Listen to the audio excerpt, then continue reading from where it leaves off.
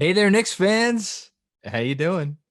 It's your boy Jonathan Macri coming at you with another episode of the Knicks Film School Podcast. Of course, coming at you on a Monday, which means my co-host is here. I'm so happy to welcome him on this day, perhaps more than all other days, because it's time, Jeremy Cohen.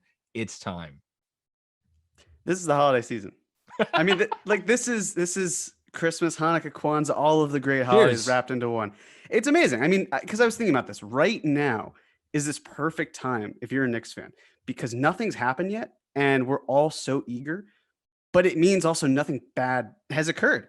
I was thinking about this, how it's astonishing to me that I mean, at least from what I have seen, and maybe people feel differently, but based on past precedents, it feels like every year is essentially how are we going to navigate through this minefield?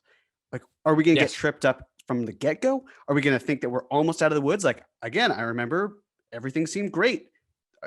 Everything seemed perfect the year that they signed Tim Hardaway Jr. And then they signed Tim Hardaway Jr. 6 days, it seemed good.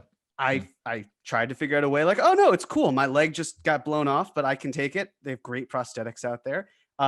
Obviously, it did not go very well. So right now, it's like we know that we're going to get through the minefield. Hopefully, we do it intact. But I'm excited. How can you not be excited? I mean, here's I think why I'm excited, and I'm going to start off. We have a lot to get to, including some, I don't want to say news that just broke, but some Woj. We really need a glossary of Woj. Like, insert your noun here. Whatever. Woj announcing that Harden apparently is already looking at the Nets as a possible trade destination. How nice of him. My question to you though is, as a preface to everything we're going to talk about, other than trading a future first round pick, and I'll actually even go so far as to say trading the 8th pick also, and trading RJ Barrett, and even though we have disagreements about Mitchell Robinson, let's throw that in there too. Other than those 4 things, do you think that there is anything the Knicks could do this offseason which would have you running for the hills screaming? I'd say, there's a lot I'm comfortable with, right? Even in the draft, a lot of different options. I think there are a couple of players like Toppin and Halliburton that I would be a lot less enthusiastic about, but I could probably say, Toppin, he's a rookie of the year candidate. And if you sell high on that type of asset, you can maybe get something. Halliburton, maybe to a lesser extent, but I could spin it in a lot of different ways. For free agency, I think that if I saw anything that was probably more than 2 years, like if it were 3 years or beyond, I'd get a little apprehensive about it. So like three for 45 for Christian Wood probably not have you happy. Yes, I could figure out a way to say, look, I still don't know how he and Mitch are going to fit together, but Mitch is going to be in foul trouble. So maybe there's a way that you can get Wood in there to do something that's positive. That sound the way that came out of my mouth sounded wrong, but we're going to keep going. Oh, between the way you could get the Wood or get Wood in there and the way that came out of my mouth, I think we're off to a running start on our first time doing this. Yeah. I guess this probably leads us into our first bigger discussion, but I think that the one thing for me that would really kind of push me over the edge would just be dealing for Russell Westbrook. Period. And I know period. Because again, just to preface it, there are several concerns I have about who he is as a player, how that fits. It's not that he's a bad player. He's a diminishing player, but there's still talent there. And there's still, there are qualities that you want him to embody that he does. And you can see why that's exciting. Yes. My issue isn't building around the player. My issue is building around the contract. So we're going to have a fun time today. Sure. And the thing is, in terms of the Chris Paul deal, what made me more comfortable is, all right, it's 2 years, because I don't really see I don't see the Knicks doing very much until around 2022 anyway, which is when you could start to see them take a bit more of a step. They have more cap space at their disposal. They're it's just a much more compelling time. Agreed. And Westbrook's final year being $47 million is a killer. That really hurts. Which we now know today officially. We had a sense already when they announced it was probably going to be 3% raises. The anticipated cap for the season that you're talking about is $115 million. So some quick math, 47 over 115 is 40 something percent. I'm gonna grab my handy dandy calculator as you finish your thought. Yeah, it's a lot. We could talk about how, well, he's an expiring contract. Teams would love that, but 40.1%. Yeah. But the reality is, even if you're sending that contract out, teams may not want a 34-year-old Westbrook on a $47 million contract. They would probably rather use that money to spend on anything, because teams would rather they would rather have, cap space than take on a bad contract if they're trading their star away. So again, that's the kind of thought process I have, which is you can figure something out, as I think someone like Pat Riley figured out. Yeah. You can get rid of contracts, but we're not talking about $47 million in one contract. We're talking about several different big contracts broken up that are more easy to move. So, okay. So let's talk about, so here's where I'm at with Russ. I hate Russell Westbrook. Do you like him as a player? I think it's kind of fake in a lot of ways. It feels like a facade. I respect the fact that he, I know that players love him and teammates love him, so I can't obviously talk about, that because I don't have that experience. But from what I see, he just kind of feels like this player who, yes, he can elevate other guys, but he's really going to want his. And that's okay in the right environment, but not to the detriment of winning. And it just feels like he can't be the guy on your team. And I think that not if you want to win a championship. Right. And if we're not contending for a championship, or if that's not the goal, then what are we doing here? Why are we bringing Westbrook in? I understand that you want to change the mindset, and Channing Frye did a great job talking about this on Knicks Fan TV. Yes, he did. But it's still, you can find other guys to do that. You don't have to bring in Westbrook on that contract to get that type of, situation done. So okay, you mentioned Pat Riley. Good old Riles. Heat culture, all the bullshit. It's bullshit upon bullshit upon bullshit, but it's real. There's something down there, right?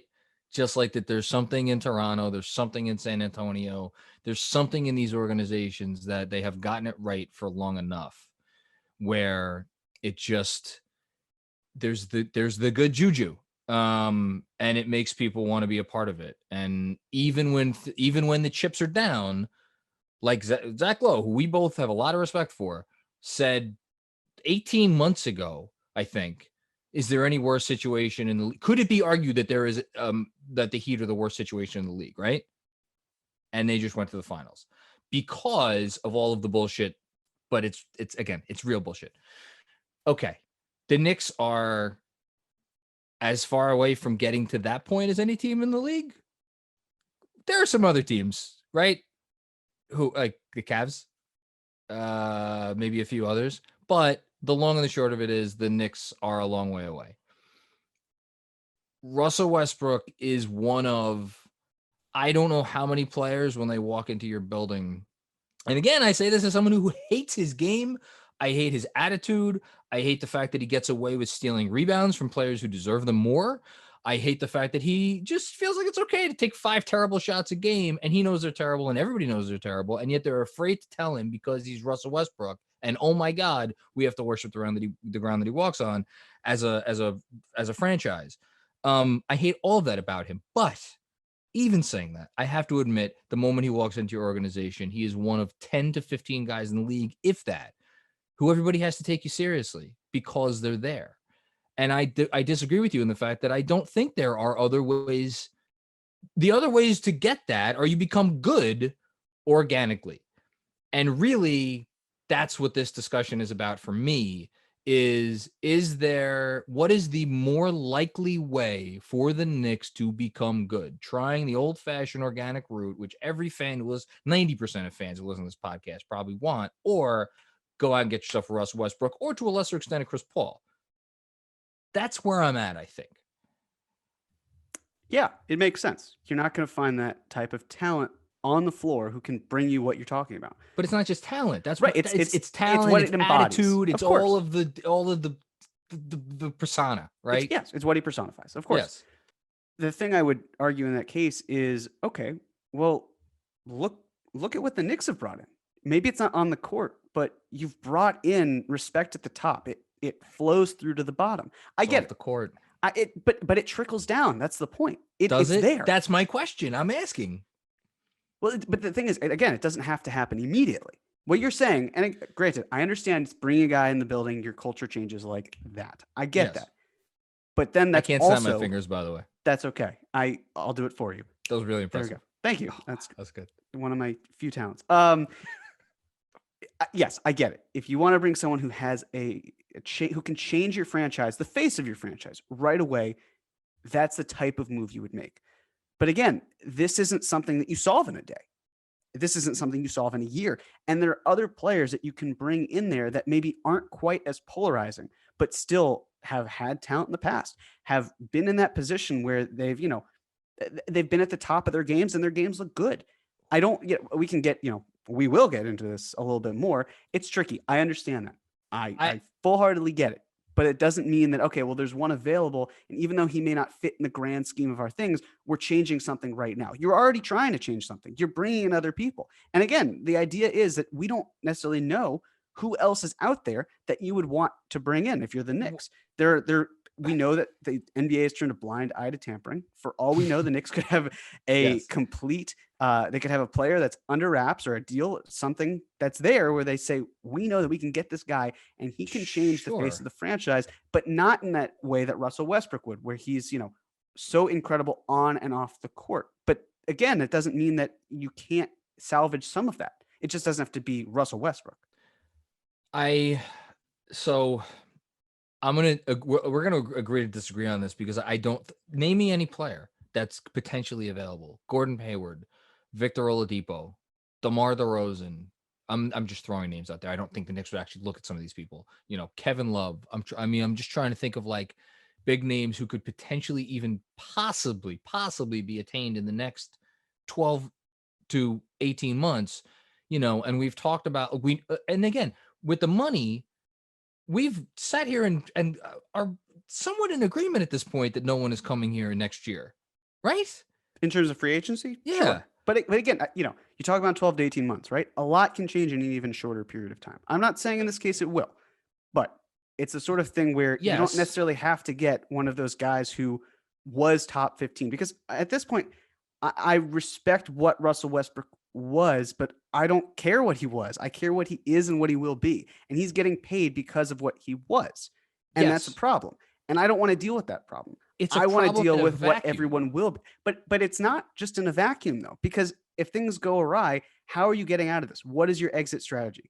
If Russell Westbrook gets hurt, because we know how many knee injuries he's had, and he's had several surgeries, we're looking at a bloated contract where Russell Westbrook's sitting on the bench. And then you could say, well, look at this. I mean, sure, it's great that we're getting these prospects, our odds at a top lottery pick are great, but then you're falling below expectations. See, this is, I think, also a thing that bothers me about the idea of Westbrook is you're raising your floor, and that's fine. You can raise your floor if you want to, but you're also raising expectations. And the last thing that you want to do is fall short on those expectations, because what you're saying to me, not you specifically, but the idea of we want to bring Westbrook in is we want to make a playoff push. And I respect that because teams don't necessarily want to lose.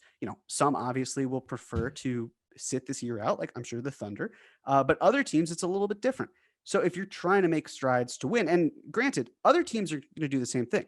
Like the fact is that the Knicks could not get Westbrook, say like the Hornets get Westbrook. The Knicks could add win now veterans to their team, which they probably would do anyway. And there's still how much they'll help them win is a different story. But that's the thing. How much better are the Knicks going to be if the other teams around them, like your Hornets, your Bulls, your Hawks, whatever it is, are also doing better? And if they're, outperforming you as the Knicks, it doesn't mean that you didn't try at all. It just means that they're better. And that's like, for some people, I think that might be a happy medium, which is, okay, well, the Knicks aren't a better team, but they're building in a better way. And you can see where the growth is going. They're building in a way that is cleaner, and I think there is the perception that it is more sustainable, and it probably is more sustainable. So because I think that let's assume they don't get. I kind of see. Here's the thing: we could talk about Paul and Westbrook as like being it's the same difference to me. Yes, one theoretically is better at taking young players under his wing and this and that.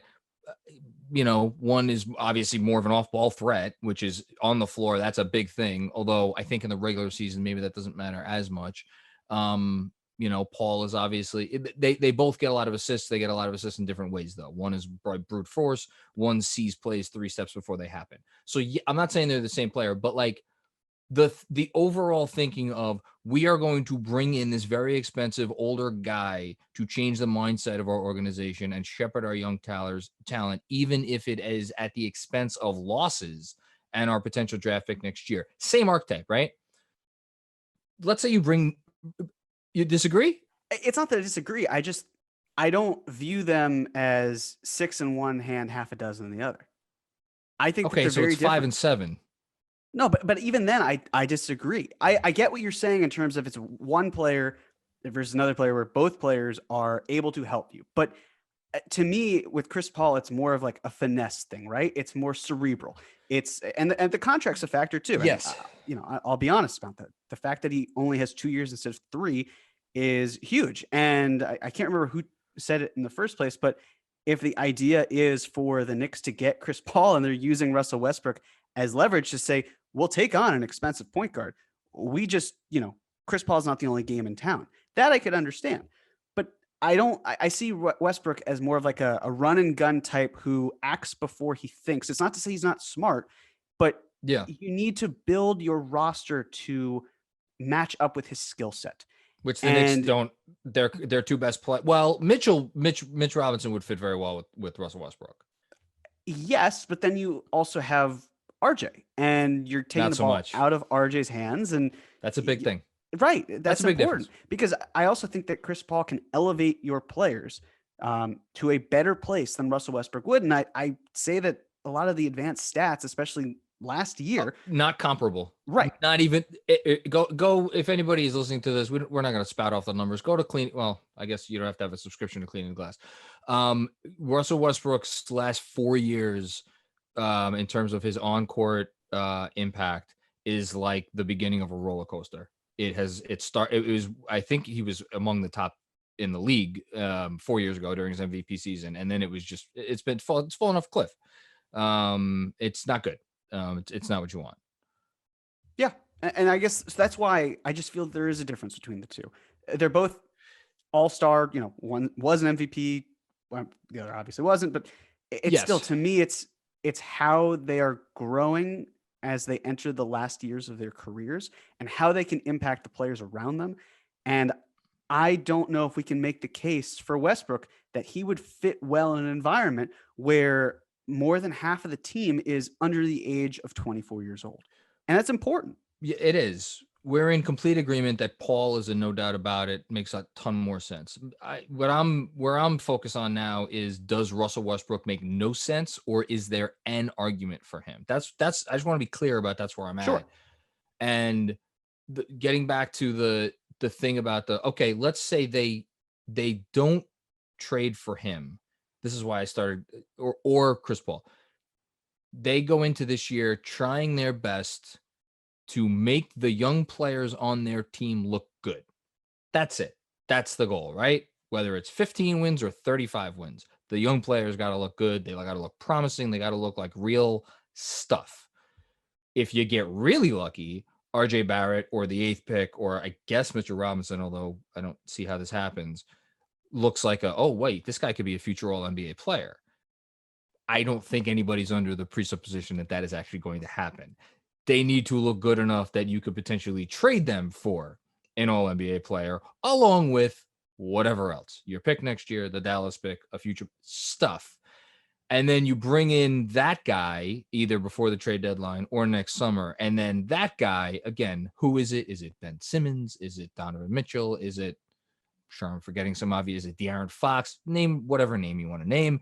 That guy then becomes the carrot for Kawhi, or God forbid, Giannis or AD if he signs a 1+1, or I don't think I'm forgetting anybody that's realistic. Or potentially in 2022 when not as many names on the board, but who is it? Beal that summer, AD if he signs a 2+1. And that's about it. That's why, by the way, I don't mind the Russell Westbrook 3 years, because the summer of 2022 might not be that hot. Just that's the only thing I want to say. Yeah, potentially. As an aside. But sure. So what the situation I just laid out for Westbrook, it would be 2023. I see what you're saying in terms of it becomes an expiring. The situation I just laid out, right? Where that's what everybody would love. That's what we would love. We've been talking about this for months. What are the odds of that happening versus the odds of Russell Westbrook coming here and them being better, even better with Russ and all these kids, because he theoretically has that impact, and they're whatever they are, 42 win team, 38 win team. I forgot there's 72 games, so I got to lessen those numbers. But and enticing someone next summer, or you make the same type of trade for a really good player, and what's the main opportunity cost? The main opportunity cost, I think, is your draft pick, right? I don't think it is, actually. What do you think is the main opportunity cost? I think your main opportunity cost becomes cap space, because if you have Russell Westbrook eating up over 40% of your salary, you could cap, still get to max next summer. I did the math. You have to do it's a little bit of moving and shaking. That's the thing. But look, if you want to, but now we're talking about building around 33-year-old Russell Westbrook. If somebody else agrees to come, or if you can get that star via trade. I'm just saying there is a path. It's a path. It exists. I completely give you that. It just doesn't mean that there aren't thorns everywhere and it's in the middle of the woods and, there's like the 3 bad wolves or whatever fairy tale you want to put in there.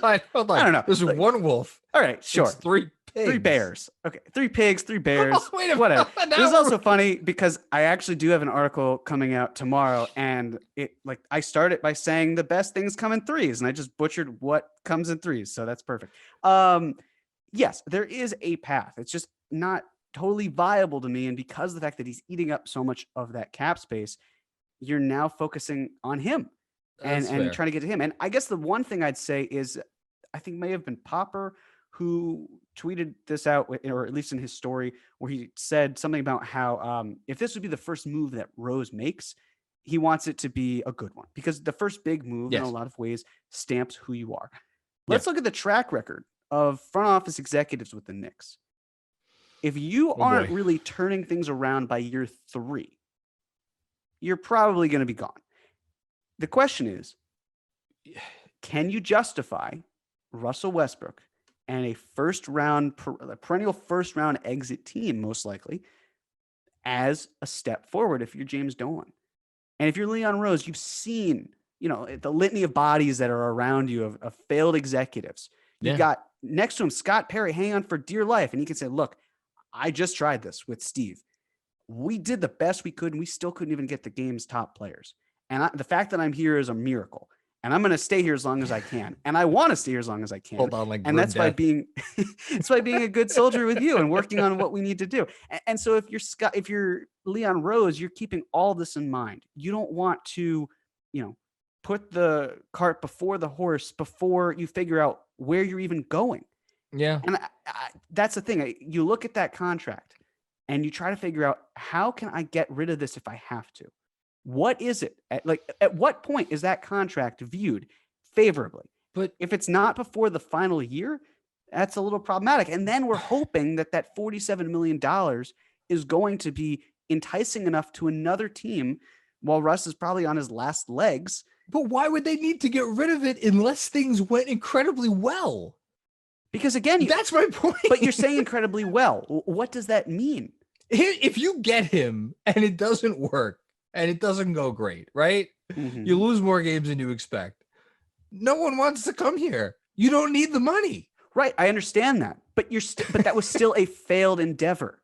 You're still trying to exceed. So now you're making the argument that they shouldn't trade for Russell Westbrook because Leon Rose, it's not in the interest of him, but it's a risky move for him to keep his job. It can be both. That's the thing. It can be, this is not a sound move. And also, this is something that someone could easily get fired for 2 years later. it's what is it? 40, it's 41, 44, and 47. The value of that money, it still keep coming back to it. It's only what else you could spend it on. But you can spend it on other things. That's the thing. You can spend like. So you let's could take talk about some of the other things that they're going to spend it on. Look, I understand because I was going.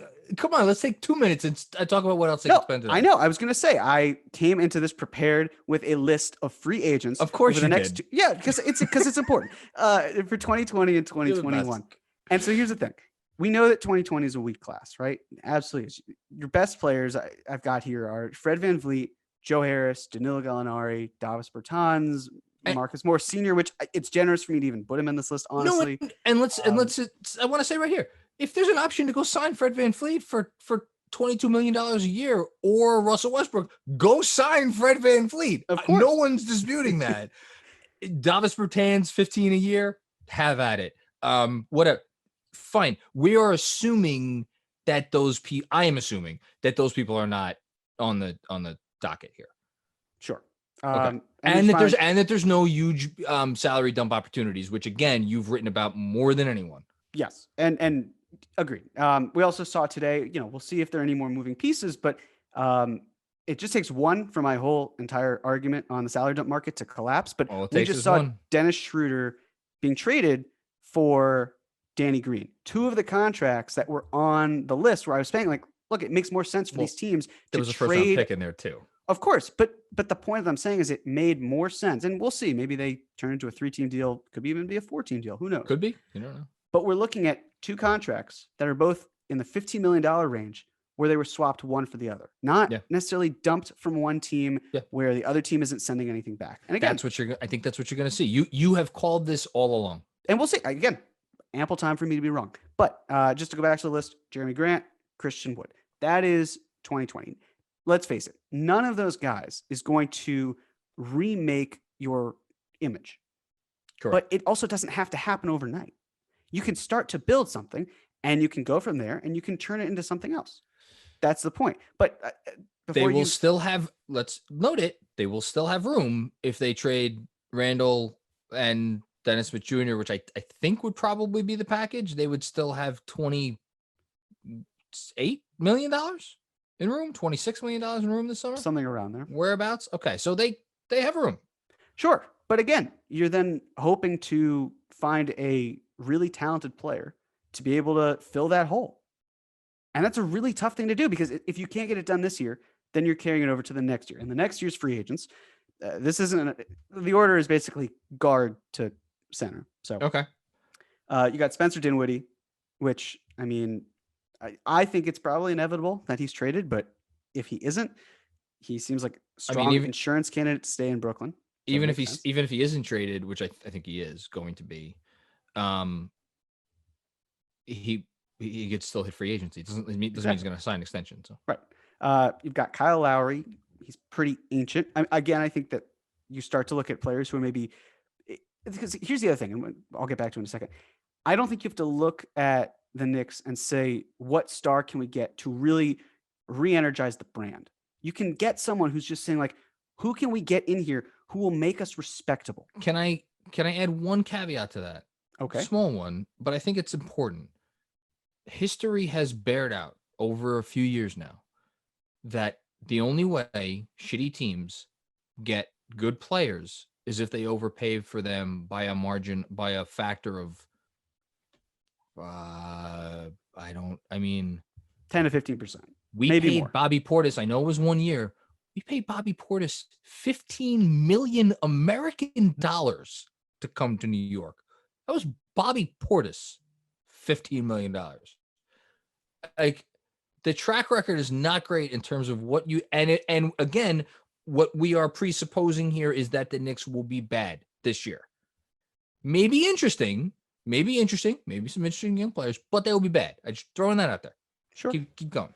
Jrue Holiday, we know that he's not going to come to New York. Nah. Also, if he's traded to a team, he could easily resign. But the other thing is, yes, you want that level of respect, but he's also on the wrong side of 30. So that's not something that really plays into your favor. But I can see what you're saying in terms of, well, if you sign Jrue Holiday, that's kind of similar to getting Russell Westbrook in your building. It's someone who is a very good player, and who can change it. I get what you're saying. He helps. Yes. He helps. Not. He's not Russ. But he doesn't have. But that's Russ. Look, you don't have to get Russ. You know why I'm saying it. I do. He's I'm sorry. We don't have to talk about this again. But that's okay. Keep going. All right. Mike Conley Jr., who would certainly be older, but very much a respected player, former CAA client of Leon Rose. Love it. Patty Mills. Again, he's more of a backup by this point. He's going to be on the wrong side of 30. Yep. Lou Williams, perennial sixth man of the year winner. He's not, he's going to be 36, I believe. He's not going to be the right fit here. Not so much. DeMar DeRozan, be interesting to see if he cashes in somewhere, if he gets a 1-year deal, if he even opts in this year. I think he'll opt in, but who really knows? That sort of thing. How he meshes with RJ, it's a bit up in the air. Yeah. Evan Fournier, it's not going to change anything. Danny Green, not going to change anything. Yeah. Tim Hardaway Jr., God bless his soul, is not coming back here for the third time. At least not by choice. That's fantastic. One person you could actually get to that's kind of an interesting discussion is Victor Oladipo. And the idea that if you gave him this opportunity where you said, Victor, we know that you had a great season, really season and a half, I guess. We understand that things went awry in Indiana. We want to try to figure something out because we know that you want to be somewhere else. And we want to give you a 1-year prove it contract. And if things go well, we'd love to touch base again. And if things don't, then, we'll go our separate ways. That, to me, Victor Oladipo is the type of player where you could get probably not the same production that you'd get from Russ, but you could get someone who, if he's in what he feels is the right environment, is thriving and can actually help you in that sense of, wow, the Knicks were able to be the right environment for Victor Oladipo and things turned around for him. And if they don't work out, then, okay, well, we tried, who else were we really going to sign? I think he's the most interesting name of anybody you're going to mention. And I don't want to, it's weird because I recorded a podcast with Spencer earlier today that's going to air after this. And I went into a whole Victor Oladipo related conspiracy, but I will just say in short, if the Knicks wind up with Kyra Lewis on Wednesday night, I think because for those who don't know, Kyra Lewis and Kevin Knox and Jared Harper, two-way player for the Knicks, share an agent with Victor Oladipo. If they end up with Lewis on Wednesday night, everybody should circle Victor Oladipo's name and just start looking out for the rumors, whether it's trade rumors, whether it's are they going to sign him next summer. A very, very interesting situation, which bears monitoring. Continue. Yeah. So Victor Oladipo to me is the ideal candidate, but I will go on. Josh Richardson, not going to get the job done. Giannis, not coming. Paul George, this is not the right environment for him. No. If you're Paul George, you cannot come here as the number one guy. I'm trying to think of a scenario where he would even. He would. He would consider coming here if there was another guy here. Right, but then and we were willing to give him a full max, and maybe Paul George has a bad season, and we get a guy, and then and then he'll take the full max. Is that something we want happening? I don't know about that. And again, if you're having Russell Westbrook here, who's to say that it would work again with Russ and Paul? let's reunite them 2 years later when it didn't work the first time. Yeah. Gordon Hayward, he may not be a free agent next year because he might do a sign and trade. Maybe he opts in and gets traded then. To me, he's a really fascinating candidate because this is someone who, again, former All-Star, he just couldn't stop getting hurt. I know that a lot of Knicks fans were upset at the idea of trading for him this year. For starters, look, the Celtics are not going to dump Gordon Hayward's contract. No, what they're going to do understand why people are saying this. Right. They're going to want a salary that's coming back because they're going to be over the cap no matter what, because they've got to pay Jason Tatum next year. And so at that point, then they have no money. So getting a guy like a Miles Turner makes more sense for them, not only from a positional standpoint, but just because they get that extra salary and they can operate as an over the cap team continuously because that's what they have to do no matter what. Yeah. So it's imperative for them to keep money on their books and not I think Gordon Hayward walking would probably be the worst thing that could happen for Boston right now. Yes, I think it would. I think, see, that's an interesting, what would you rather do? Pay Russell Westbrook 87 or 80 $8 million. Oh my God. No, 91. Oh my Lord. It is a lot of money. What would you rather do? Pay Russell Westbrook $91 million over the course of 2 years, or pay Gordon Hayward a max at the age of, is he 31? He's going to be 31? Going to be 31. He's going to be 31. I'm taking Gordon Hayward in that situation. I really am. If we're max, talking about, that's because that's the only way he's coming to this team. Just throwing it out there. Maybe, but again, it all depends on what else is out there. It all depends on what the other offers all are. Right. If you're, I get why, if he gets traded to a team like Indiana and he has the opportunity to re-sign there and they can use bird rights that they would have, then yeah, I would agree. You have to outspend Indiana to such a degree that it's almost impossible for him to be here. But we don't know where he's going, because he could be traded. He could opt in and say, I want to be with the Celtics. Celtics say, great, that's awesome. By the way, we don't really want you here long term. We want someone else. Which we don't know. You never know. I mean, they could be working something out. Who knows? Okay. Who else? Then you've got Kawhi Leonard. I really don't see him leaving Los Angeles. I mean, you're smiling. He could, sure, but he's not coming to a shitty team. But right, maybe if he sees the writing on the wall and says, to Steve Ballmer, I see 0 first-round picks that are really tradable unless they're on draft night. I applaud you for taking this effort. It didn't work out. We'll see, but a lot could happen this year. If they win a title, who knows? If they go further, who knows? Not further than a title, but if they go further than where they were last year, we'll see. I just want to throw it out there. I just want to just toss like a stone, like I'm tossing a stone on a lake. That's it. It's a big lake. Just tossing the stone. If he decided he's like, you know what, this Clippers thing is not working out for me, he's not going to the Lakers. No. He's not going to do that. I think those rumblings last summer were real. From what I heard at the time, and granted, who the hell knows what to believe from that time, I think those rumblings were real. All I'm saying is, like, if you put a situation enticing enough for him to come, I think he takes a meeting if it comes to that. That's all I'm saying. Sure. But I guess here's the other thought. If you do bring in Russell Westbrook and you're looking at the stars who are available, and just really quickly, I'll finish the list and I'll continue. I thought Kelly Oubre, not going to get the job done. LaMarcus Aldridge is older. 36, 5 years old? Yeah, he's very old. PJ Tucker, also very old. Love Rudy Gobert, not. Give PJ Tucker the max. Yeah. Well, no, it was hilarious to me as well to see PJ Tucker upset because he saw all of these other players getting paid. He should be upset. He should, but he's also awesome. He is, but he's also 34 years old. You have to be somewhat pragmatic. I'm being facetious, obviously, but it's not like he's making nothing. But I get it. He was bounced around internationally for a while. He wants his respect. I get that. Sure. And then Rudy Gobert, it's not going to happen. And if it does, do you really want a center who's in his 30s and making probably around max money? It would be a disaster. Nothing to do with Rudy Gobert. Okay. So again, you can look at this, nice roster of players, and you could see that there may be 1, 2, we'll just call it a handful of guys who either it seems possible they could potentially come to New York, or that they should even really be here in the first place, where they could be considered someone who helps improve your brand. Yeah, so you just went through that list of players with the thought of, like, here's the players we could spend money on that aren't that if we don't have Russell Westbrook's contract, here are the players that we could spend a bunch of money on, right? Exactly. And I'm not sure. I'm not saying some of those aren't possibilities. I don't think any of those are great fits. Or let me rephrase that. That came out wrong. I don't think any of those are like obvious, like, oh yes, if the Knicks have all this cap space and if they come off a decent season where they don't win hardly any games, but they look competent, smart organization, promising young players. I'm like just trying to think of like who were the guys from that list that like Kelly. Okay, fine.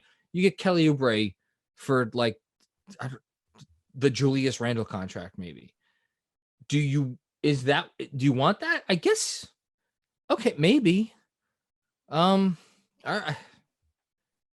If that's what I'm giving up, if that's the opportunity cost, to me, the greater opportunity cost is still the draft pick that you aren't potentially getting over whatever you get from that list. That's just me. I could see reasonable minds disagreeing. I guess the other thing with Westbrook is it's not just his money that's on the books. That's a lot. You also, for the next 2 seasons, have to deal with the fact that you've got Joakim Noah's money that's dead.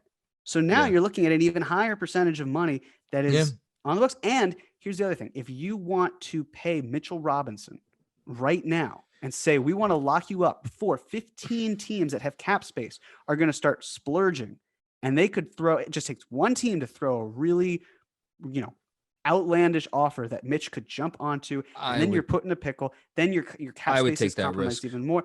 Right. You could take the risk, but let me ask you then, let's say a team throws Mitchell Robinson an offer that starts at $16 million. So they give him the, well, it would be a little bit higher than the Capella because the Capella started at around 14. Yeah, right. 13, 14. Let's just say it happens. It may not be worth that, but anything goes in free agency sometimes. If you're the Knicks, you probably match it because you don't want to let him walk. Sure, you could, but then you're restricted to the trade market, right? And now you have to figure out a player who fits with Russell Westbrook, who wants to play with Russell Westbrook, and who's under contract long enough where they don't have a choice, or you have to hope that if they're not, that you can re-up with them. And maybe it's possible that they don't get along with Russell Westbrook, or Russell Westbrook doesn't get along with them. And then they say, well, here's the thing. I don't really want to be here anymore, but you've got Russell Westbrook under contract for another year, 2 years, year and a half, whatever it is. And so now you've got this immovable piece that you want to move. And then you've got this other piece that you don't want to leave, but doesn't want to stay because of the fact that they don't necessarily want to play with Russell Westbrook. And I don't know how you resolve that unless you trade Russell Westbrook's contract for a contract that is maybe better. And you could throw all these first round picks, but no, if they get him, they're in bed with him. That's it. They're not getting out of bed. It's done. Which it's for as much as I'm trying to poo-poo that fact, that's a massive risk. It's a massive risk. It's just too much money. I'm making the argument that it's like you could deal with it. It's a lot of money. If it weren't for that third year, my tune would be a bit different. I would be able to say, with a player like Russell Westbrook, I wouldn't love the fit, but you've got 2 years of the guy. You get the opportunity to try it out, similar to how we had the conversation about Chris Paul. And mind you, as I was very against the idea of Chris Paul. We both were. Right, exactly. And we softened to it. I think a huge reason is because, that second year with the player option is a killer, but the idea of it being a third year after that, I mean, that to me would have just shut everything down right there and then. I think it. Look, they're not going to give up anything to get him. I don't think they're going to get him because this kind of bleeds into the Woj, report that the Harden. I don't even know what the fuck to make of that. So what is that? Does that mean they're going to keep Westbrook? If Harden goes, because it sounds like Harden's about to go in there and be like, get me the fuck out unless you do fuck what? I don't know. What does he want them to do? I don't even know if Harden would have it in him to say, I want out right now. Because everything. Oh, you don't think he has that in him? And let me put it this way. I think with a player like James Harden, it's this idea of, all right, I'll win if it's convenient for me. I just feel like he's not the type of person who, if he wants out of a situation and it gets really bad, sure, I could see him saying, well, I'm probably going to consider walking, so you might as well trade me. That would work out. He's tired of dealing with the bullshit.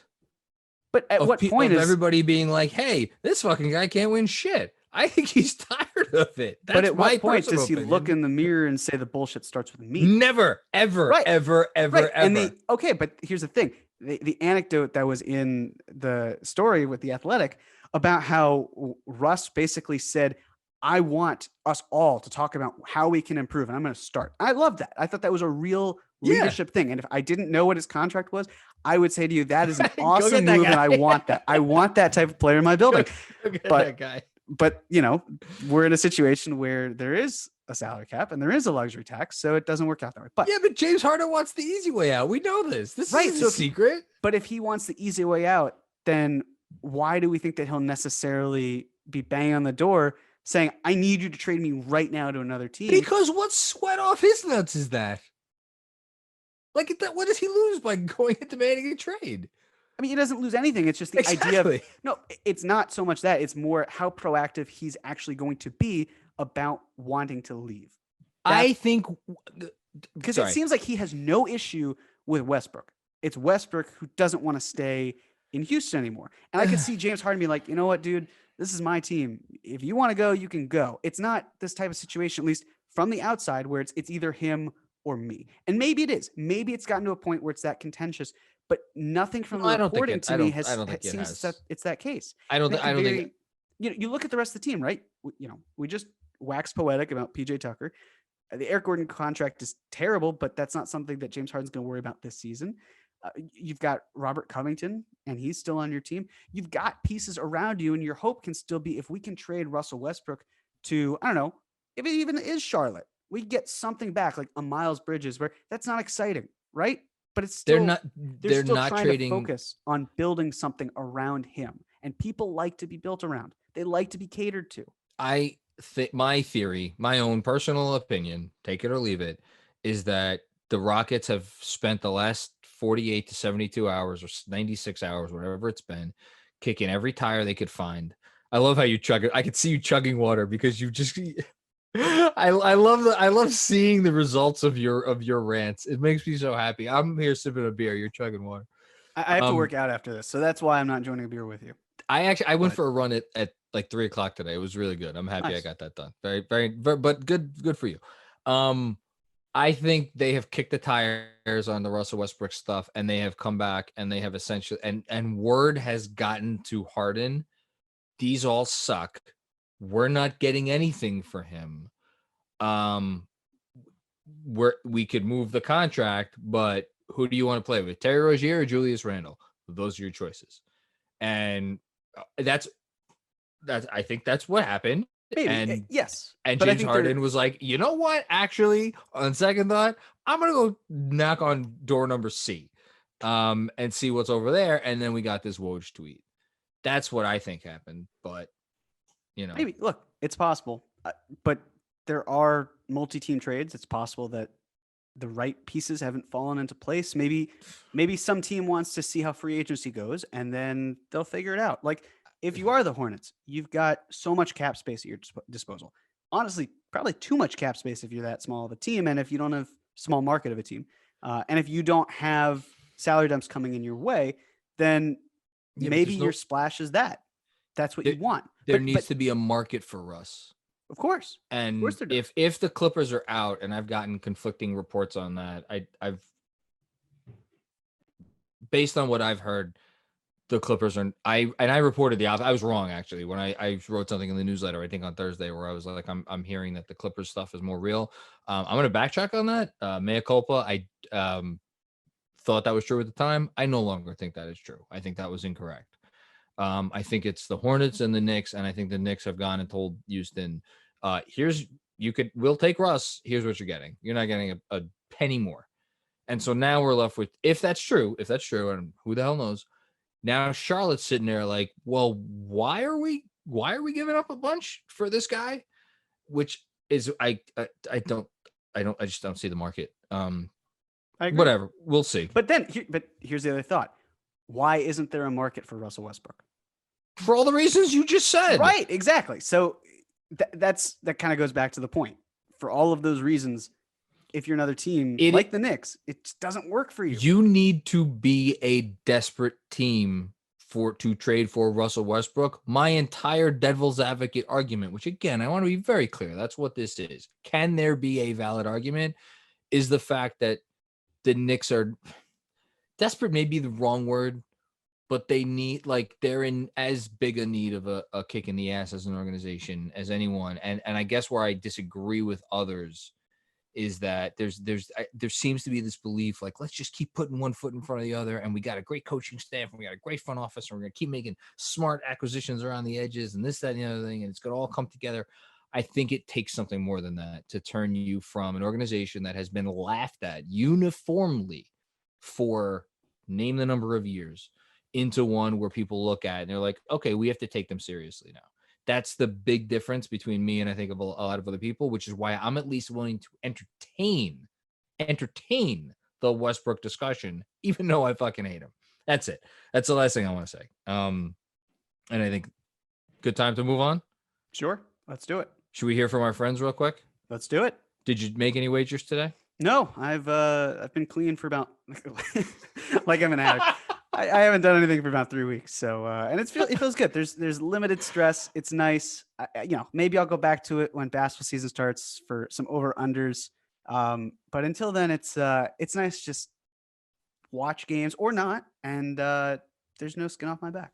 I love how until you said the words watch games, you were talking about wagering as if it was cocaine. Perfect transition to our friends at MyBookie. MyBookie is like the draft is coming up. There's going to be free agency. You can place prop bets on all this stuff, like Fred VanVleet's next team, how many wins look, season's around the corner. You want to place prop bet on how many games the Knicks are going to win next season? Go to MyBookie. They have all this stuff. If it's not up right now, it's going to be up soon. Get some skin in the game, especially with Thanksgiving right around the corner. I mean, what is better than a Turkey Day parlay? I can't think of anything. Maybe cranberry sauce and a Turkey Day parlay. Whether you're a first-time customer or have been playing with MyBookie for years, there is no shortage of value to be found with the game lines, prop bets, and contests. They also boast a fully fledged casino platform now, giving you access to classic table, slot, and card games that you'd expect to find at your local slot spot. The best part is that MyBookie won't kick you out. You can stay there all night long, which is great. Make the right play and sign up today at MyBookie. When you do, use promo code OVERTIME to get your deposit matched halfway, all the way up to $1,000. The terms are simple. You put in $200, they'll match you another $100 in your account, all the way up to $1,000. Again, the promo code OVERTIME, OVERTIME. It's winning season in MyBookie, so come join in on all the fun and win some cash while you're at it. Okay, we really been talking for almost an hour. My goodness, we spent an hour talking about Russell Westbrook. What are we doing with our lives? And to think, in a week, next time we do this, it could either be all for naught or it could be a very worthwhile conversation. Gun to head, Westbrook is on a different team in 1 week from literally right now. I don't think he is. I think they're going to go into the season with him. Bagley just tweeted out about 10 minutes ago. People around James Harden contacted some Nets. The implication, I guess, is Nets players about a potential Harden to Brooklyn trade this week. There was support for the idea among the Nets contacted, but the support wasn't universal, SNY sources say. Harden sees Brooklyn as a trade destination per ESPN. I wonder if the people, the Nets players who were asked, oh, yeah, how do you feel about this? And said, I love it, are the players who are likely to stay, and the others who are probably going out in a trade be like, I don't want that. Just like Spencer did, we'd be like, I have no interest whatsoever in James Harden. Did you ask Karis LeVert? Or did you ask, Kyrie Irving? Man, this situation's going to be interesting.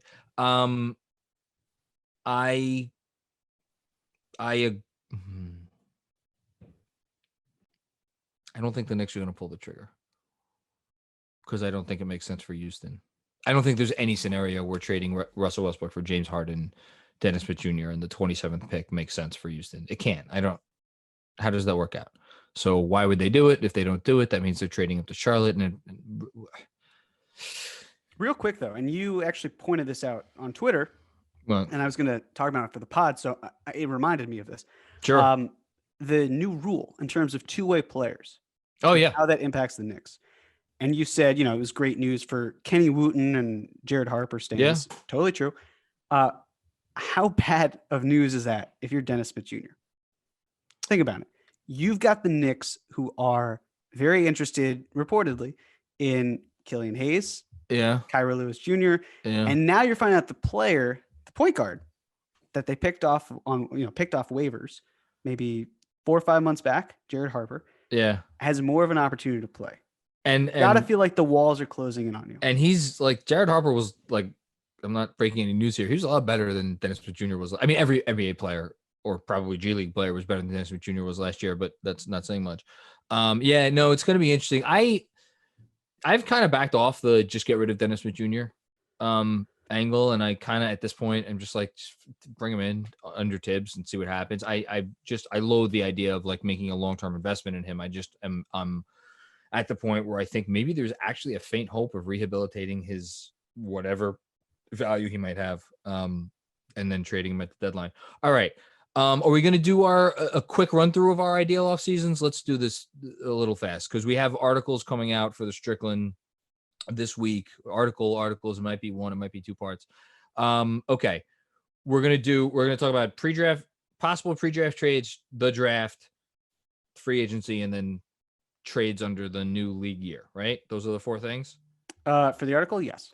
Yeah. So what do we want to touch on now? What are, or do we just want to lay out like what our perfect offseason looks like? Yep. So why don't you go first and just run through it?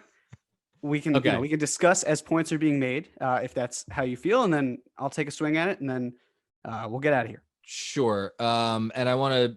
So this is tough because, like, yeah, my perfect offseason would be like sign Fred VanVleet for. All right. Perfect, realistic. Yes, exactly. Like 3 years, $30 million. How you doing? Well, yes, I would love to steal Anthony Davis away from the Los Angeles Lakers. Thank you. Yeah. Okay. My perfect offseason. I don't want to spoil the little trade that we came up with to start. You came up with, not we. I'm giving you the credit for that. I just co-signed it for our article. So draft.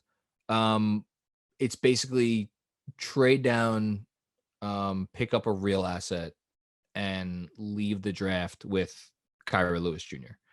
I am really open on this draft. I've come around on like almost anything. Like you mentioned Obi Toppin's name before. There was a point in time several months ago where I was like, the only thing that could happen in this draft that would really set, like we talk about Westbrook, that could really set me off would be them ending up with Obi Toppin. And now I'm at the point like, you know what?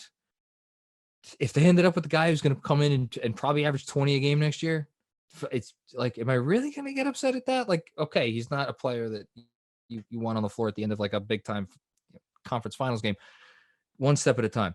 But that would be my ideal. Trade down, end up with Kyrie Lewis Jr. In a trade scenario, I think I'd like them to trade for Chris Paul. I think I'd still like them to trade for Chris Paul, and I'd like them to get Chris Paul for Julius Randle. This has to be realistic, right? It does. My ideal offseason can't include them trading Frank. It's against the rules. Well, it's more. What? Chris Paul or Frank Ntilikina? It would make like Sophie's choice. I know, but I can't.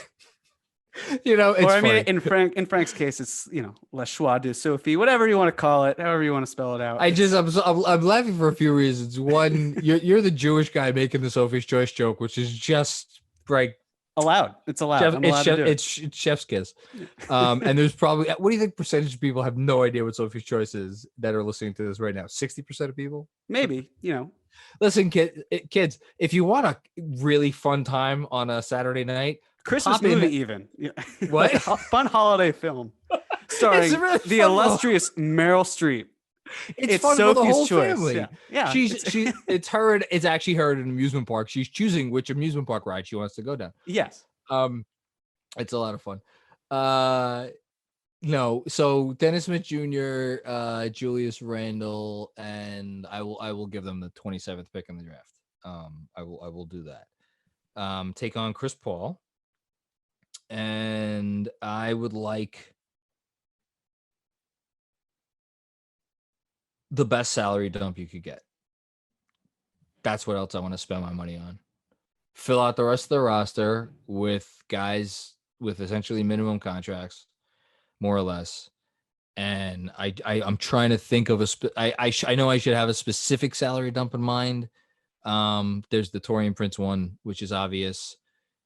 Can I get Al-Farouq Aminu and get something? I'll give. Oh man, can I get creative for a sec? Get as creative as you want. As you'll see, I tried to get fairly creative, so you go for it. Again, we're throwing some shit against the wall. I want to give up I want a future Hawks pick. I want the Hawks to get desperate. And I want to give the Hawks something, and I want to get a future Atlanta Hawks pick because I do not believe in what they're doing in Atlanta. And I do not believe in the relationship between that coach and that player. And I know I'm stepping on a little bit of what I wrote the other day.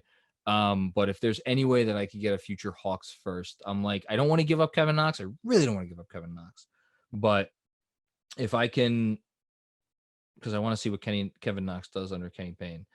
Or maybe it's just as easy. Maybe I'm making this too complicated. Yeah, let's just get a future Magic first. Let's get Al-Farouq Amino in here. Let's give them, what are we giving them? Can't really give them much. Well, it's my perfect offseason. So if I take on Al-Farouq Amino, I could get like a heavily protected future first. Something like that. I want a future pick. I just want to come out of this offseason with a future pick. That's all. That's all I really want. That's Fair. It. That's all. It's. I'm a simple man. All right. That's good. Yeah. I could get behind that, you know? Okay, great. Assets on assets. That works. Assets on assets on assets. That's great. So I did a thing in honor of, for those of you who are listening on Spotify, that's totally fine. We're doing a video podcast, which is great. It's been fun. Yes. And it's the opportunity for us to, talk, and you can see us if you want to, but I wanted to make it a little special. So I did do a thing. And seeing as how this is Knicks Film School, I'm going to take us to school. Oh my God. I may or may not have made a presentation. Oh my God. For shits and giggles. You really did? I really did. It's fun. I love it. I think I could actually make you a host of this meeting, and you could screen share. I can. I think I'm allowed to do it right now. Oh, it says host disabled attendee. Yeah, no, I'm making you the host right now. The wonders of live podcasting, folks. This is the magic. This is like movie magic, except it's not movies. Well, right. I mean, it is videoing. Can you screen share now? I can indeed. Oh my goodness. Oh my God. I had time, I just wanted it to be fun. So for those of you, again, if you're not watching this, I gotta be honest, you're missing out. I'm just being candid. So check out Knicks Film School YouTube channel is now live. So exactly, check it out. So the title of this here presentation is Another Cohen Fixes a New York Sports Team. It's by a less rich Cohen. That would be me for obvious reasons. So let's begin. Goals. Yeah, that's right. I did the sorry if you're just listening to this. There was a transition that just blew my mind. It was just really great. Okay, keep going. So we got some goals, folks. What are we doing? We're going to add youth.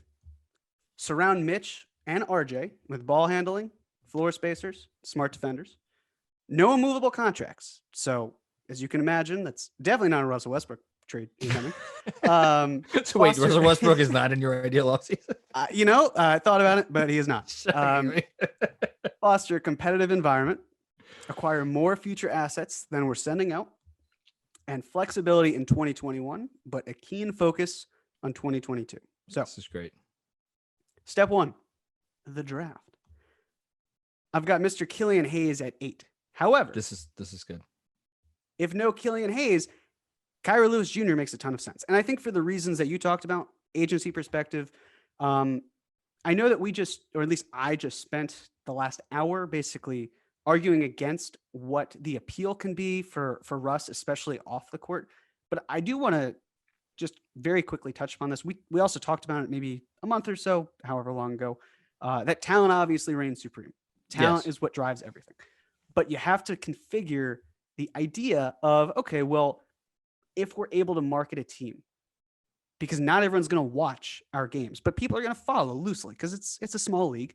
What is that going to mean? And this idea that I've kind of been tossing around is, look, if a player like Devin Vassell is the best player on your board, go for him. Take him. Fine by me. But there's also something to be said about this marketing image of, we've got our lead guard of the future in Hayes, or Lewis Jr. in this case.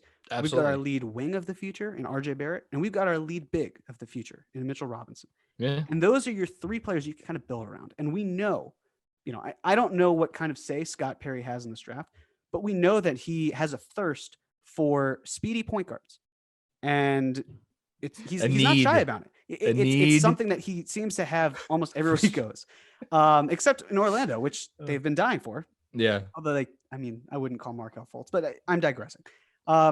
If you look at the players also that Walt Perrin has drafted in the past, they're mostly creators and as Cantor. These are, the lottery guys. Facilitators, it's important. It's this idea of, people are so transfixed with this idea of lightning fast speed. And it's something that I don't love. I care more about strength, IQ, finesse, but that doesn't mean speed's not an important factor. And if you can have someone breaking down the defense like Lewis Jr. can, then that's huge. So I think I'm at the point where I would take Killian over Kira Lewis Jr., but I could also very easily see why the Knicks could go with Kyra Lewis Jr. and for those reasons. And again, pick the best player available, but keep this all in mind. My prediction, by the way, is that they're gonna take Kyra Lewis Jr. So they're gonna figure out a way to exit the draft with Kyra. Mm-hmm. Keep going. And if they trade down, also great. It was hard for me to feel like there's a partner here where he still might be available, so I just kept it at 8. Okay. 27. Another French dude, Killian Tilly at 27. I think the outside spacing ability, he was really, affected by injuries, but he's the type of player where you can have a big stretch of the floor, which is something you can't really do with Mitchell Robinson right now.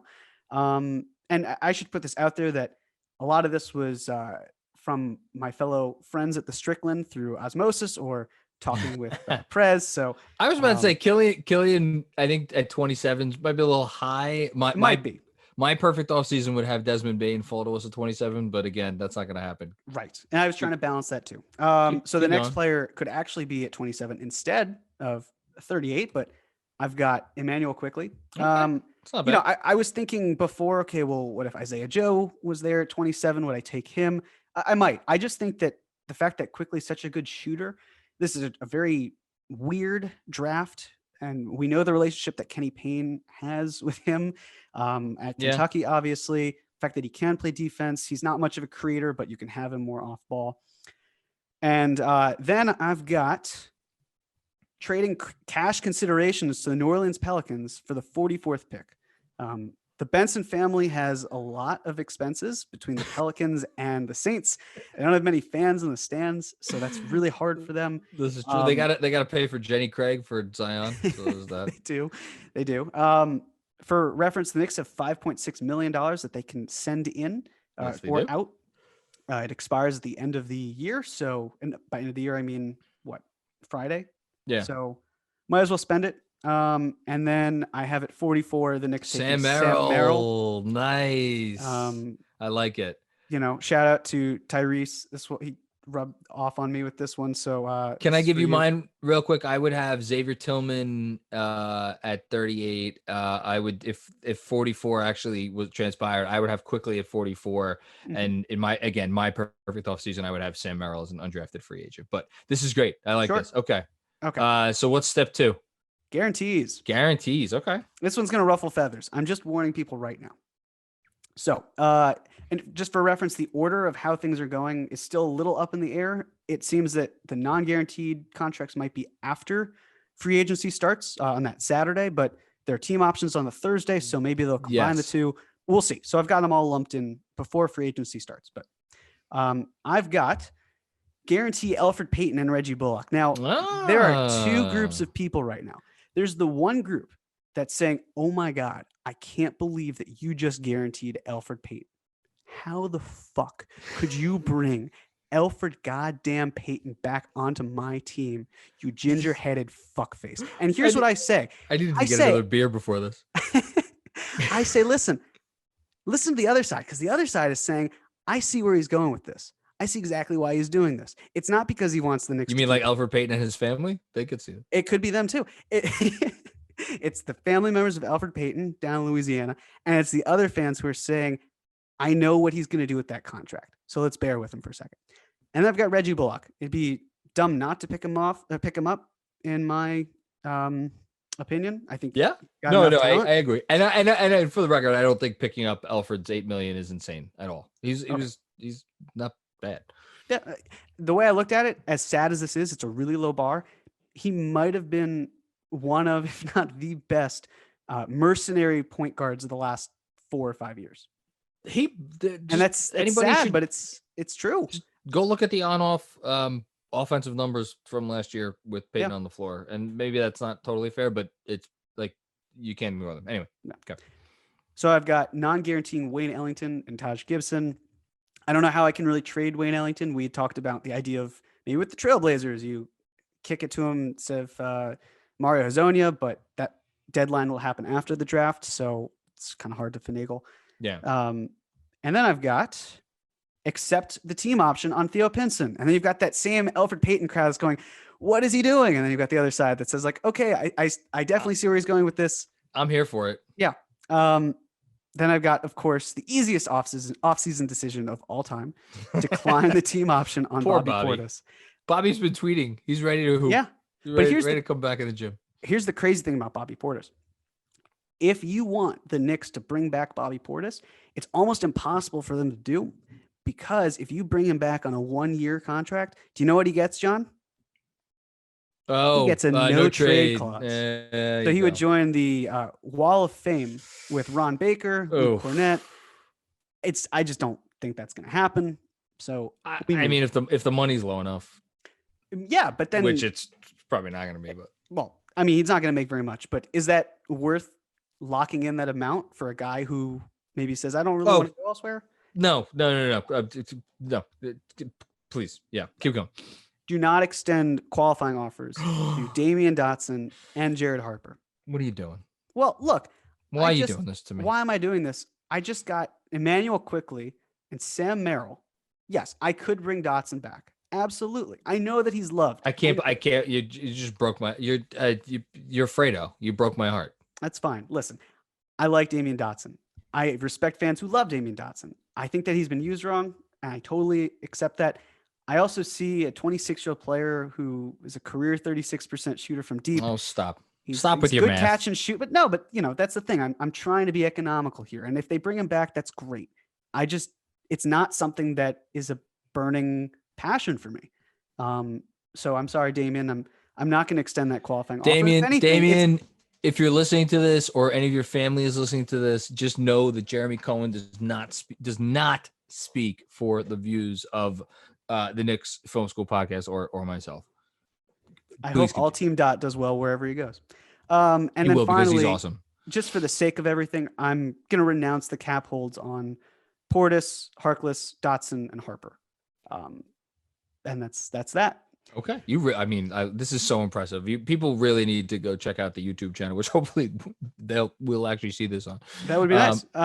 Yeah. And I've got a nice handy dandy cap sheet for where we are at right now. It's a picture of Scott Perry looked so like young and like and vibrant. What? Naive.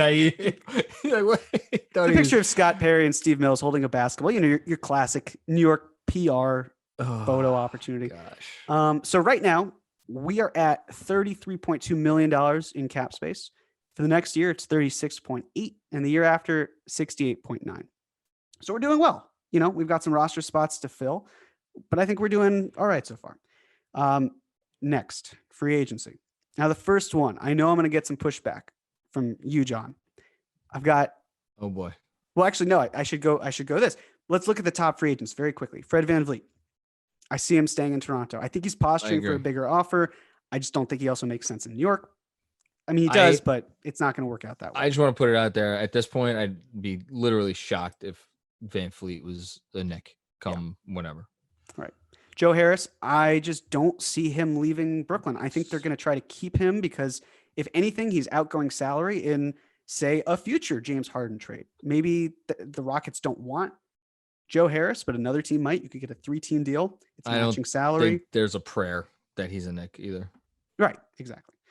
You've got Davis Bertans. Nah, not going to happen. I agree. I think that the Wizards pay up because they want to show Bradley Beal that they can win, and they traded something for him, and that's viewed as a sunk cost. Yes. And finally, Christian Wood. Your favorite player. Exactly. I just don't think Detroit lets him leave. Granted, he could walk. He's not a restricted free agent. But money talks, and they've got a lot of it. They've got $30 million. So this is interesting. I think what would be the top 4 free agents on most Knick fans' boards in your ideal free agency, none of them are coming here. So I ask you, Jeremy Cohen, what do you have them doing with this money? Well, John. Oh, I should actually say Jeremy Grant. Oh yeah, Jeremy. We forgot about Jeremy Grant. I think the Nuggets are going to pay. It's not real. Yeah, I agree. So I've got Danilo Gallinari. I'm bringing the rooster home, and here's why. I'm selling Danilo on the idea of you did well with a team that was very young and was supposed to have a 0.2% chance of the playoffs, right? 0.2 or 2%. I think it was 0.3%. So it was low. It was not a significant number. Right. And I said, look at what you did with that, with a point guard who worked. Now, I understand you want to play for a contender, but here's the thing. We're going to try this out because we're really one of the few teams who can actually afford to pay you and give you the opportunity to be traded to a contending team. And we can take back that salary. So it'll work out. I wonder what contending team would trade for him on this contract. 2 years, 31.7, fully guaranteed. I would say that's a good question. We can think about that. We don't have to answer right now. It's probably a longer conversation, but I'm gonna store that in the back of my mind.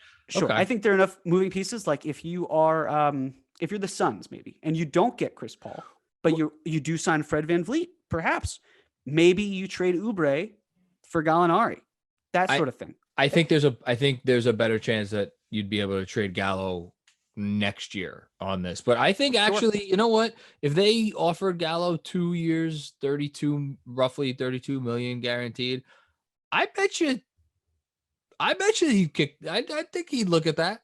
Yeah, because there's an out clause. They could say, we'll give it the old college try, Leon, my CAA buddy. But if it doesn't work out, let's move on. I like this. Okay. And also, if you're putting two and two together, you're thinking, well, what does this mean for Julius Randle? We'll get there.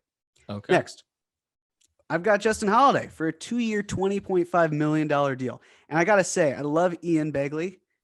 He kind of blew up my spot because his most recent article had both of these guys. And I was like, damn it, Ian. All right. Well, so for Justin Holiday, look, you could start him. You could bring him off the bench. To me, it doesn't really matter. But the point is, the reason why you're paying him this is because you're paying him just enough over the mid-level exception, which is around $9 million, for him to feel comfortable. And you're giving him that second year because A, you can still trade him, and B, he wants to be somewhere and feel wanted. Things can change. You could say, I like the number 2. Right. 2 for 20.5. That's a good number. I've got it's high, but it's fine. Yeah. I think I've got like 10.25 across the board. So and that would make sense. That's good. So now you have 7.7 million left to spend. Oh, look at this. And we're doing the salary dump. The OG salary dump that I love, which is Mike Scott and the New York Knicks second round pick next year, which the Sixers have, trading for cash considerations. Because again, the Sixers are going to have a lot of financial responsibility. Give them some cash. If you send $3 million, that's going to cover most, if not maybe all, of their eventual luxury tax bills. So, we'll see, but I think that works for them. I gotta say, I like what you're doing here. So now we've got Kyra Lewis Jr. was our main draft acquisition, and we also are bringing in Danilo Gallinari, Justin Holiday, and Mike Scott as a salary dump, who will actually help the Knicks. I've got Killian Hayes, but again, you could swap out either Killian player or Kyra, one of the That's other. Fine. Okay. Totally fine. And then we use the remaining cap space. We're splitting that, and we're giving it to Quickly and Merrill. And it's, as you can see, it's about $1.4 million between everyone. And we've used up all of our cap space. And Tom Thibodeau is happy. He is. He's smiling, that beautiful man. He looks good there. He does. He looks good in this picture. I will say that. Healthy. Okay. He looks healthy. He does look healthy. So we're not done. There's clearly a couple needs that we have to address. So what could those be? Well, first move, I've got trading Dennis Smith Jr. and cash, because we still have some cash left, to the Chicago Bulls for Cristiano Felicio and a 2021 second round pick for the Bulls. And if you're Jerry Reinsdorf, we're getting the Bulls' own 2021 second round pick. That's correct. If you're Jerry Reinsdorf, you've been giving away second round picks like candy. You're saving money here. You're I don't getting a think- point guard. I don't think you need to trade Dennis Smith Jr. to get this. I think giving cash for Cristiano Felicio would get you the second.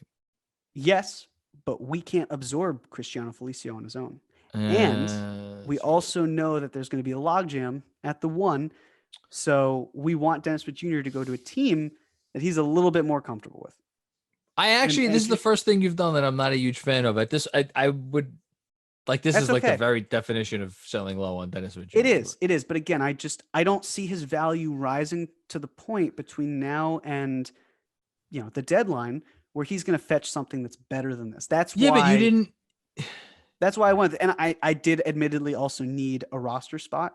So because what I've got next is all right. Let's see. Cutting Cristiano Felicio's poor Cristiano Brazilian butt.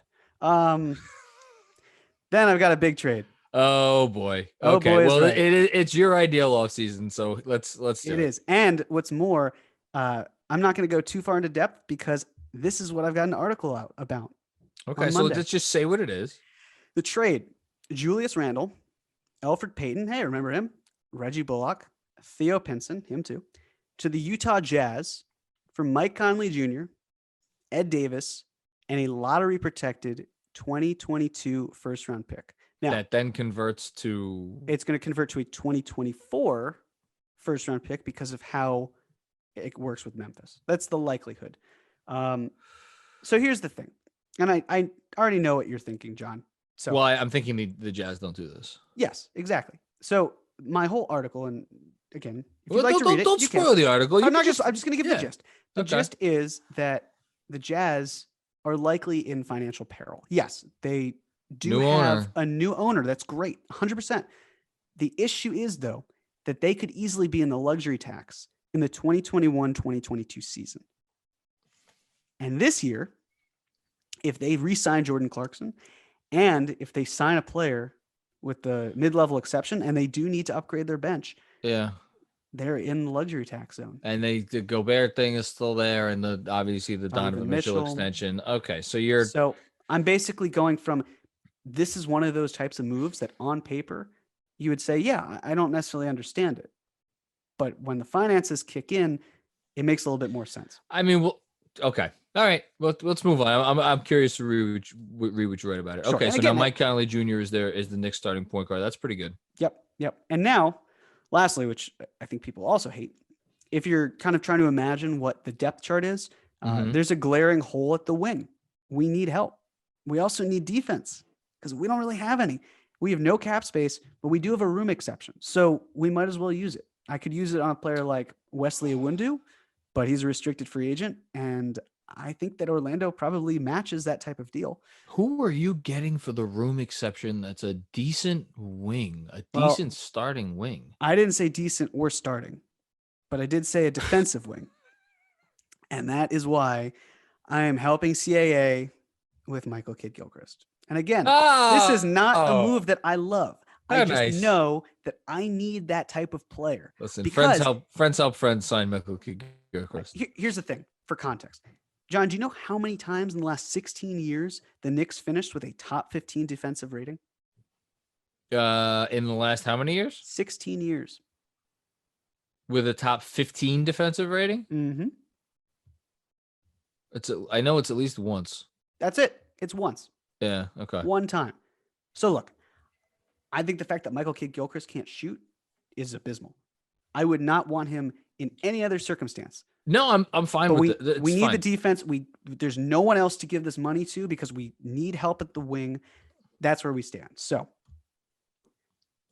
extend Mitchell Robinson. Extending Mitchell Robinson. Again, I think that I would like to keep his cap hold open, but lock him in. That's fine. And then I've got extending Frank Ntilikina as well. Of course. Yeah. Great. So now, with our cap space. Folks at home, if you're listening to this on a podcast, even if you never go on YouTube, go search up the Knicks Film School YouTube channel. I hope we can. I'm subscribe first of all. Subscribe. Yeah, subscribe to this video. Thumbs up for your boys. Yeah, thumbs up for We're your boys too. Shout out CP. Shout out CP of Knicks Fan TV. So yes, okay. So here's where we're at. We're certainly over the cap in terms of 13 million, but that's fine. We're not we're not paying luxury taxes, so we're totally cool here. Next It's year, James Dolan's money. Who gives a shit? exactly. Next year, we've got, I should say the 21-22 season, $30.7 million in cap space. And it's malleable because I gave Michael Kidd-Gilchrist that second year. I gave him, for the room exception, only $1 million guaranteed. So can we just say really quick, so the starting lineup that you have concocted is, tell me if I've missed anybody. Mike Conley Jr. as a starting point guard. Your starting wings are RJ Barrett and Justin Holiday. And then front court, Danilo Gallinari and Mitchell Robinson.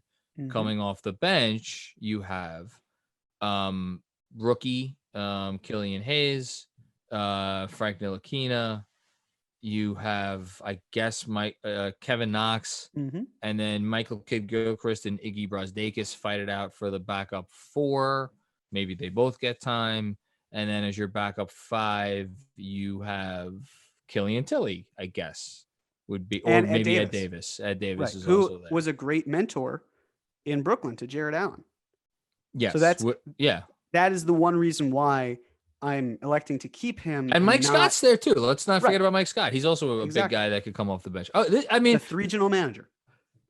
Look, the way I look at this is, this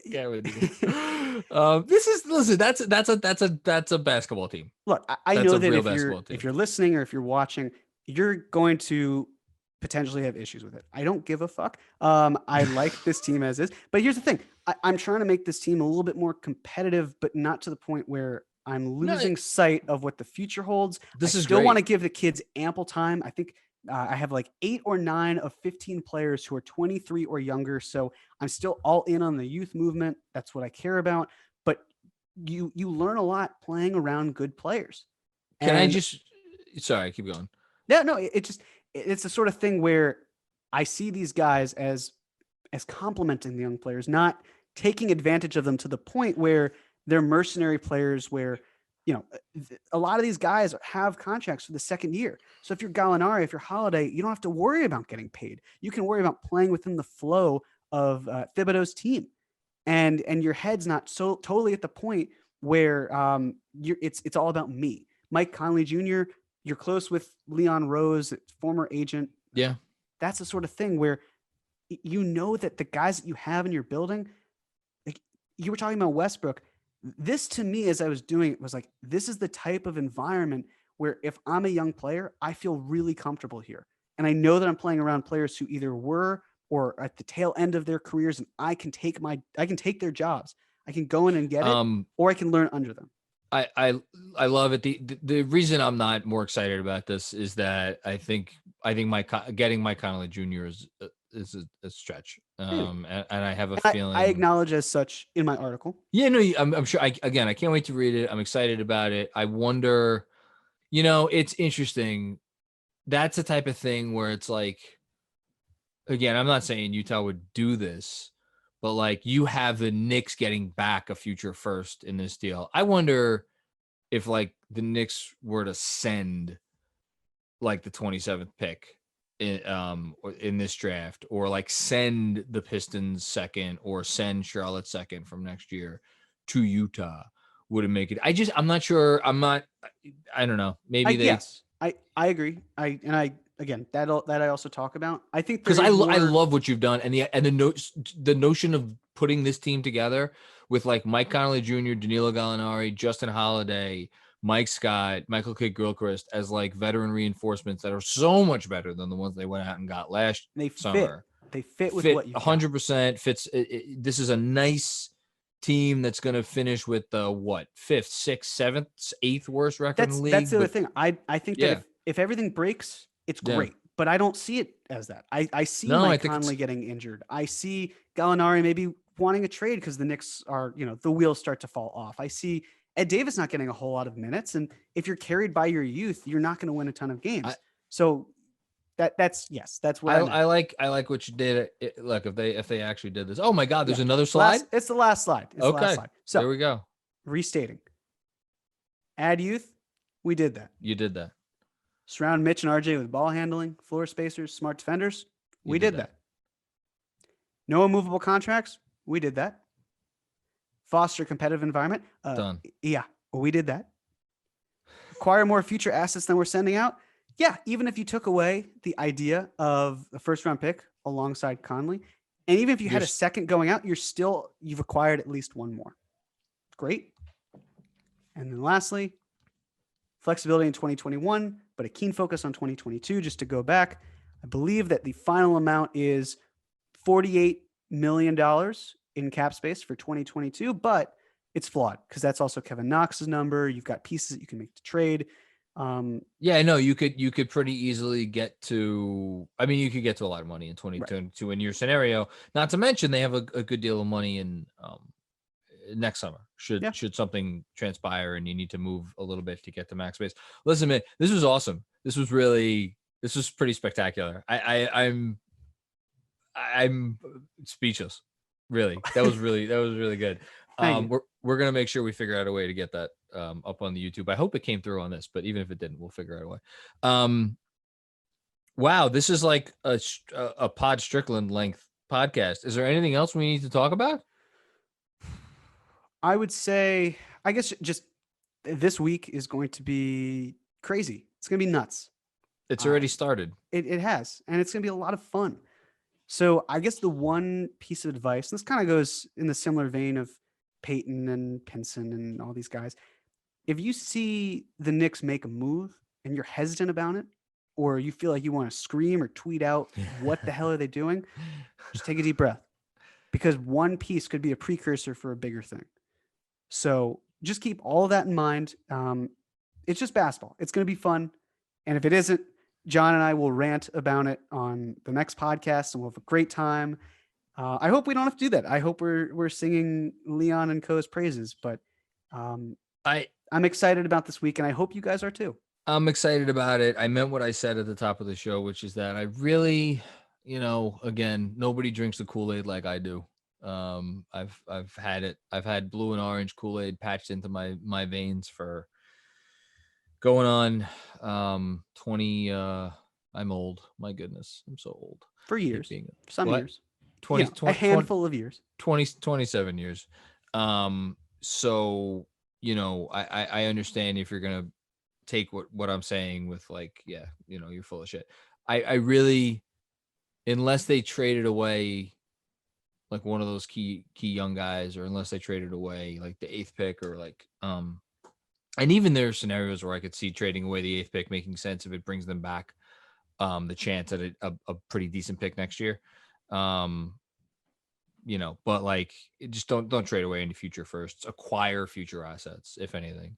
I'm not sure what they could do this offseason that would really, really, really make me say like, oh, that's terrible. Even Westbrook. And that's why I wanted to have the discussion, because as much as I'm not in favor of it, and as much as if you're listening, you probably are not in favor of it.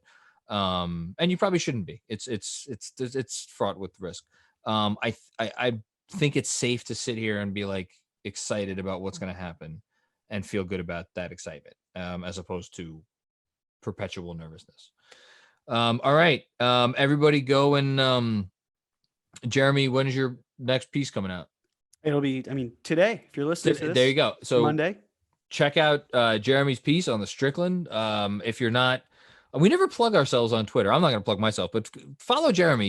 He's at the coincidence, the KOHEN CID. No. It begins with a C. COHEN. COHEN. What did I say? K. Oh, Jesus, did I? That's all right. Well, wow. You say Jesus after I say Cohen? All right, whatever. The coincidence, COHEN CIDENCE. I'd plug John, but we know that if you're listening to this, you're already following him. So yeah. But if you're not, I don't know what you're doing. So yeah, go follow Jeremy, read his stuff. He's awesome. Thank you for doing this, Jeremy. And one more time, check out our YouTube channel and subscribe to it, because we're I should have made a bigger deal about that at the top of the show, but of course I don't think so. I didn't. It's the Knicks Film School. Just look up Knicks Film School on YouTube and subscribe. We're gonna start putting up the podcast content up there, some other fun stuff, hopefully, and we will be in touch later this week.